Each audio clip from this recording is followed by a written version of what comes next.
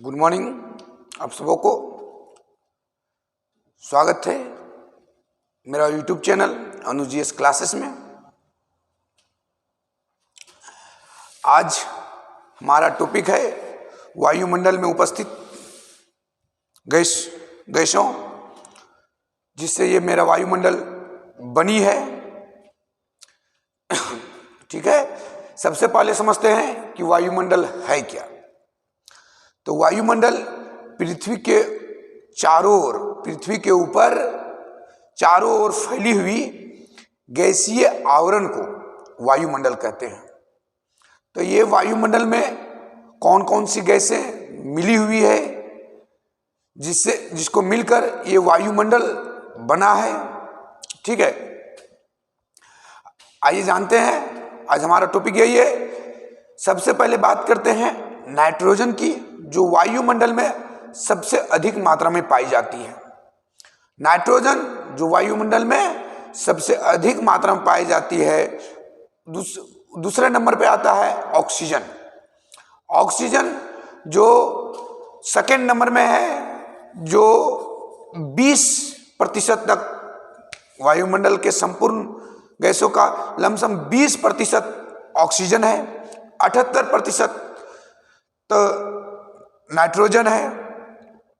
तो आइए देखते हैं कि कौन कौन गैस कितनी मात्रा में वायुमंडल में विद्यमान है। ठीक है,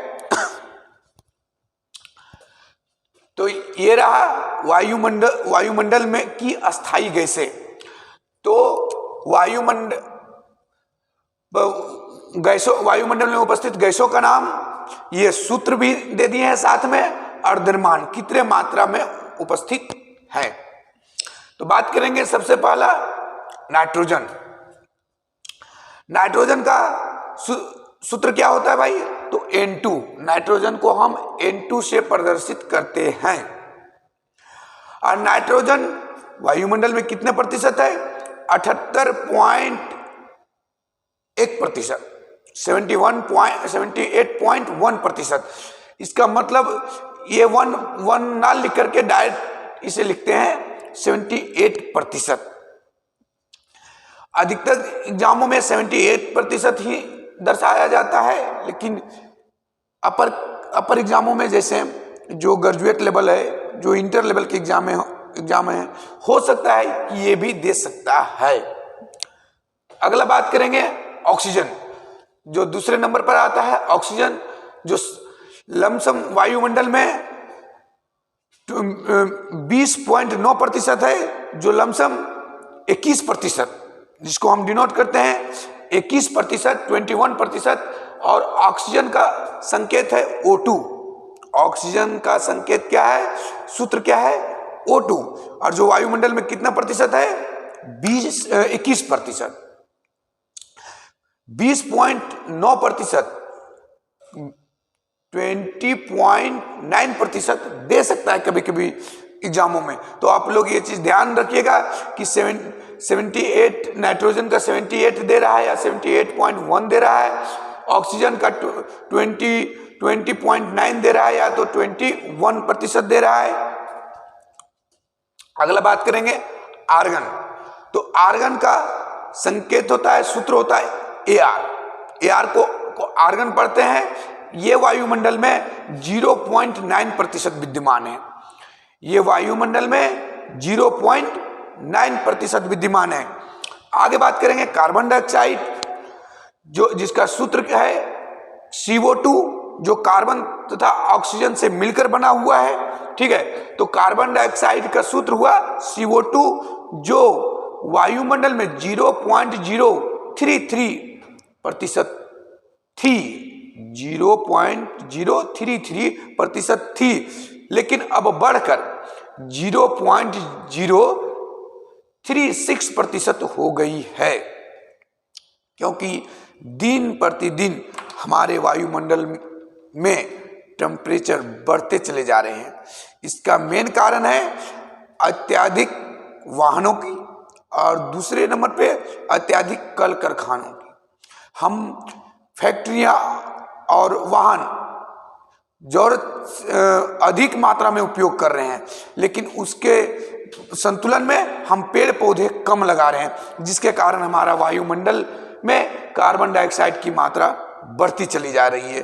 और यह हम लोगों के लिए काफी हानिकारक है एक प्रकार से देखा जाए तो, क्योंकि ये पृथ्वी ये वायुमंडल के तापमान को बढ़ाती जा रही है। अगला बात करेंगे नियॉन। नियॉन का संकेत है एनी। नियॉन का सूत्र क्या है? एनी। और यह वायुमंडल में 0.002% विद्यमान है। नियॉन जिसका संकेत है एनी, यह वायुमंडल में 0.002% है। आगे बात करेंगे हीलियम। हीलियम इसका सांकेतिक चिन्ह है He। हीलियम का सूत्र क्या है? He। ये सब साइंस से जुड़े हुए हैं, ठीक है। आप लोग साइंस पढ़े होंगे तो उसमें बताया गया होगा।